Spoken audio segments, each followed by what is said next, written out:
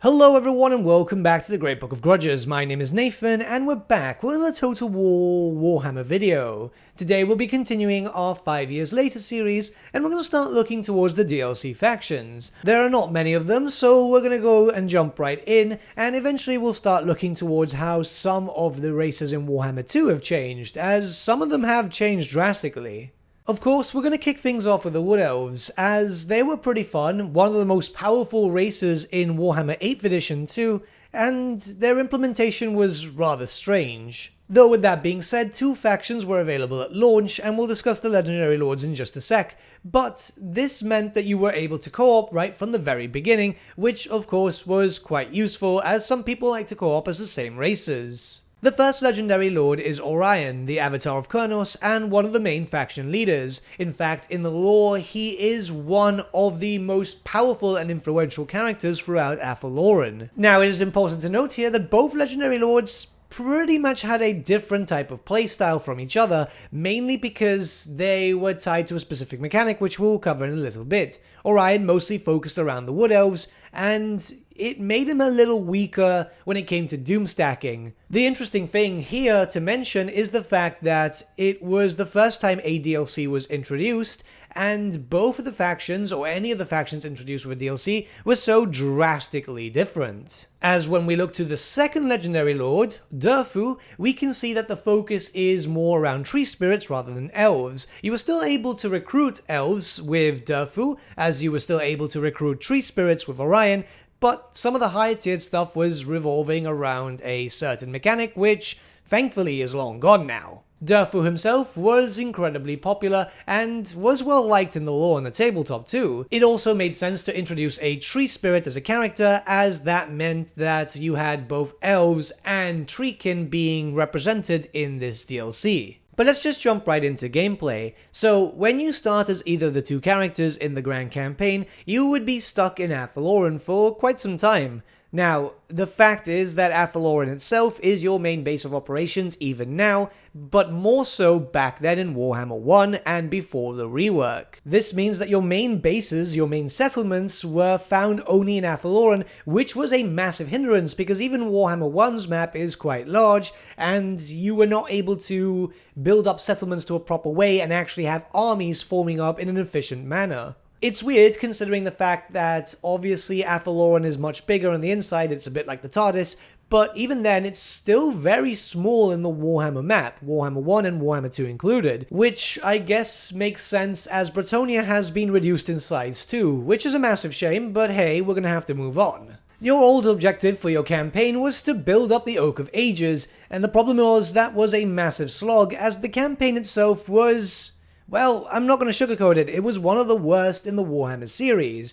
I'd say it was one of the worst in Total War in general, because it was a massive slog. You'd have to focus around building up the oak, defending it, and barely being able to expand and get a proper economy. Essentially, the only way to play this campaign efficiently was to cheese. There was no normal way of going about it because, well, it would take absolute ages. I guess that fits with the whole name of the oak itself, but it's just a bad joke. And this is because of the Wood Elf unique resource known as Amber. Amber had incredible amounts of flaws because you had to pretty much use it everywhere. If you wanted to make units, certain ones would require Amber. If you wanted research, certain ones would require Amber. If you wanted to build up the oak, it required Amber. If you wanted to build up your other settlements, you needed Amber. Now, you would get Amber by occupying settlements or by having military alliances or vassals, and you know that diplomacy in Warhammer 1 and Warhammer 2 is just very, very bad. Occupying settlements are also a bit of an issue, and we're going to discuss that in just a little bit of time. The technology tab was kind of bare, as, well, there wasn't really a lot compared to a lot of different races.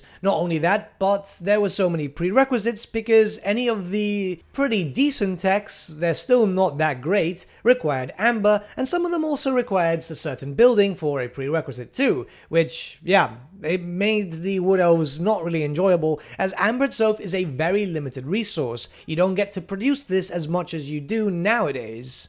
Like I said, in terms of units, some of them required amber if you were playing as one faction or the other. If you were playing as, say, for example, Orion, you would need a lot of amber when you wanted to do doom stacks of tree men or anything like that. And since you don't produce the amber and instead you require settlements for it, you'll eventually run out, which was really bad of a system. This means that you would not be able to make big armies, and even then, since you're focusing around, say for example, building up the Oak of Ages, or as you can see here too, building up the capitals of your provinces, that required amber, so it was kinda pick and choose. Capturing settlements was pretty much the only way to gain amber, and the problem was that they would turn into outposts, not actual settlements, meaning that, well, you couldn't really defend them too well, and they were often further and further away from your main settlement. Now, like I said, you don't need to do this, you can ally up with factions, but we know how AI diplomacy works here, and they'll start turning on each other. This will lead you into wars that you did not want to take part in, or were not prepared for, or in between your allies, meaning that your then relations would take a dump. Now, there are some other factions in Athaloran, your other legendary lord, and 2 minor factions. The problem is that they are isolationists, they won't do anything, they will barely go out and attack anyone. And that means that if you want to confederate them, because obviously it's better for you to confederate them and take their lands, as those are the only bases you can actually improve upon, you need to level up the Oak of Ages, which then costs some extra amber. Yep, you can only confederate with other Wood Elf factions if you have the appropriate amount of amber, which obviously then becomes a bit of a slog, as you need to capture, say, 5 settlements or more, as you will then obviously be using amber to level up your Kingsglade, for example, if you're playing as Orion. So yeah, it would take a while, and then you'd have to go by the old process of building up your relations, making sure that you are stronger than them in terms of power, and so on. Or if you're just like me and have no patience, turn on them, kill them, and take over their territories, meaning that you won't be able to recruit Durfu, as he's a legendary lord, and you would want him because he's fairly powerful, but, you know, yeah. Now, a lot of the fanbase places blame on the mini-campaign, which was introduced with the Realm of the Wood Elves DLC, as to the reason why the Wood Elves were, well, not great. I wouldn't place the blame on the shoddy mechanics, as that was the standard for Warhammer 1. Instead, we would have had more legendary lords, which eventually became a thing. No mini-campaigns and more legendary lords. So let's not blame the mini-campaign. However, I will say one thing. The mini-campaigns were very, very cool, and they were the best thing for people to be introduced to the race's lore, and just a different perspective of a different campaign. The only big issue here is that they should have been implemented as its own standalone DLC or attached to a legendary lord, not for a full race pack, and should have only been introduced in Warhammer 3. It makes no sense in Warhammer 1, because are you really going to go back to play this type of Wood Elves after I've been ranting about it for a good 7 minutes or so? Anyways, let's move on. So you have 2 different start positions with its own thematic campaign. Again, Orion or Durfu. It doesn't really change too much of the game style. Durfu is definitely harder as the Oak of Ages is further away, but the campaign itself was pretty cool. The campaign itself features a much larger Athaloran, which was pretty cool, and it gave you traditional settlements, which was really important because the Wood Elves didn't really have a lot. Plus, the story was cool, it gave you a bit of different flavor, lore introductions are always nice, and it wasn't like the Grand Campaign that had no story whatsoever. Yes, this is still a total war game and it should stay primarily sandbox, but a little bit of narrative is always really good. And let's just be very honest here, the narrative of this and the Beastmen mini-campaigns is a lot better than the narrative of the Eye of the Vortex. It's like no question about that. Also, we had a much better representation of Bretonnia, or at least the Southern Dukedoms, which was pretty nice, as not a lot of these places were seen. In fact, if you look at the Warhammer maps so far, be it Warhammer 1, Warhammer 2, the Eye of the Vortex, it's still very scrunched up. A lot of these places are representing, 2, 3, sometimes 4 settlements, when there should be more, but hey, I guess engine limitations. It would be nice if we had a true scale world, but I don't think we're ever going to get one. Then again, we've never really had one for, say, for example, a traditional medieval game, and that's kind of disappointing. The bigger the map, the cooler it is, I guess. But now we're going to move on to Warhammer 2, and it took a while, but the Wood Elves finally got their rework. This was alongside a DLC known as The Twisted and the Twilight, and an FLC which introduced another legendary lord. Now, this took years, and it's one of the races that desperately needed it, yet there's still a lot of races that still need a rework and are just kinda unplayable at the moment.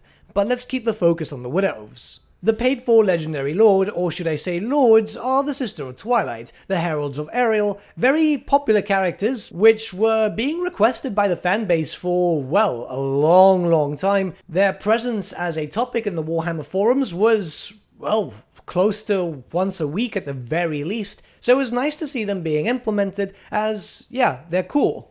The FLC legendary lord Dryka, which technically, well, let's be honest, she wasn't free. She required all these weird prerequisites. You needed to have access to the realm of the Wood Elves and so on. It was just a massive amount of confusion. Well, she is another treekin spirit, which was nice because now you had a different type of playstyle, and she was more focused around trees than she was anything else. Trees and monsters, mostly. And had her own playstyle, her own roster. It was pretty good, as it brought some variety to the Wood Elves, which desperately needed it, especially after the rework, which brought every other faction more in line with each other. One of the most welcome changes was the introduction of more magical forests. These are your standard bases where you'll be able to build them up, rank them up, and make pretty much any building that you need to unlock stronger troops, better economies, and so on. It followed mostly around the lore, where these magical forests were placed around different points in the Warhammer Fantasy world, available to us in either the Eye of the Vortex, if you had access to a lord that could play in the Eye of the Vortex, of course, which was just the Sisters, or throughout all of the Mortal Empires. Hopefully we will see more in Warhammer 3 when we get a big map. But this meant that you had the ability to build up bases throughout the world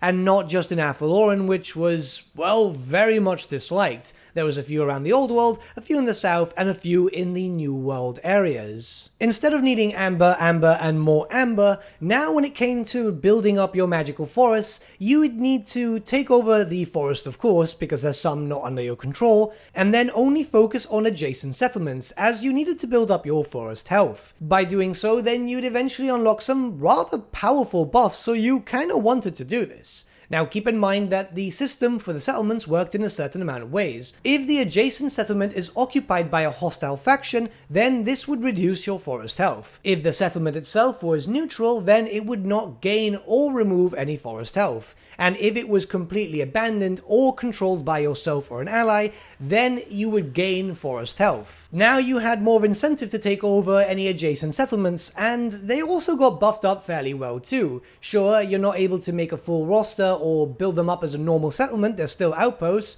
but the benefits were better growth and all that type of stuff, but you were also able to recruit a first tier unit directly from there, either a treeman or an elf, and that was so much better. Believe me, even that little bit was just a massive change. You could still take over other settlements which were not next to any magical forest, and you'd still get some benefits, but it wasn't really needed, which means that you could at least paint the map if you wanted to. However, the majority of your campaign would be spent around your magical forest and defending those around it. Keep in mind that, yeah, you can still get a lot of bonuses from here, especially growth bonuses, which are very, very useful. To make things more fun for the Wood Elves, as you're still going to play a little bit isolationist, now random events will eventually pop up within your magical forests, meaning that you'll have some stuff to fight, and you need to take care of them, as they have a certain amount of turns, and if you do ignore them, a stronger army will appear and will start to cause you problems. Amber is still a thing, but in a much less depressing way than it was in its original format. Now, yes, you will have to use Amber for certain things like technology, which we'll get to in a second, but you will gain Amber from healing up your forests. But the most important thing is that you won't be using Amber for literally everything. There's no hard lock on a lot of stuff, barring just a few attacks here and there, and you won't have to feel like you're doing some sort of accountancy course whilst playing Total War, because it was extremely ridiculous. The technology tree for the Wood Elves might look the same, but is indeed drastically different. As you can see, there's only a little bit of amber needed, and it's for stuff which you can work on your own pace. Everything else has been rebalanced, and the technology is so much better now. Everything has pretty good buffs now, and it's not tied to your amber, like I said, which is very important, as I think the community was very, very vocal, myself included, on how much the amber system sucked. Confederation is still tied to the Oak of Ages, but now it's not so much of a slog. Again, no amber.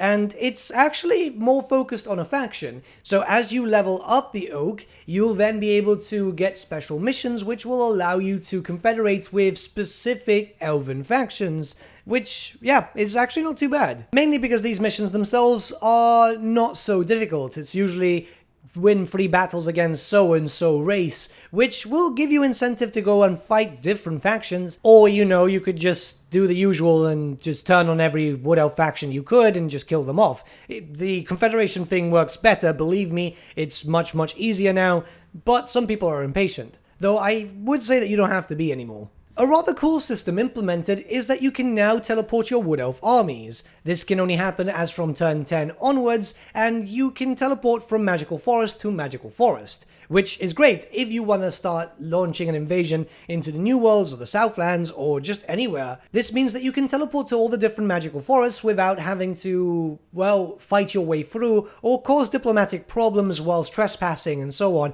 It makes things so much easier and much more enjoyable. Plus, if you need to defend a magical forest really quickly, you're able to do so by teleporting an army, provided that the cooldown is not active, of course, because yes, there is a cooldown. You can't just teleport constantly turn per turn. But here we are at the tail end of Warhammer 2, and we've seen the Wood Elves drastically changed, as you can see, which is fantastic, and to be honest, they are pretty good now in terms of mechanics, very enjoyable. I must admit that after Warhammer 1 was done, and the Wood Elves were then playable in Warhammer 2, I completely avoided ever playing them, unless it was heavily modded, and even then mods couldn't fix it. The eventual Twisted in the Twilight DLC and the accompanying rework fixed a lot of issues. I'd say that mechanically, they're fine. They really don't need anything else in terms of mechanics, but what they do need is some more legendary lords, and hopefully we will see some in the future. In terms of units too, I think they're perfectly fine. Some animals would be nice to give more early Wood Elf representation feel, which would be really cool.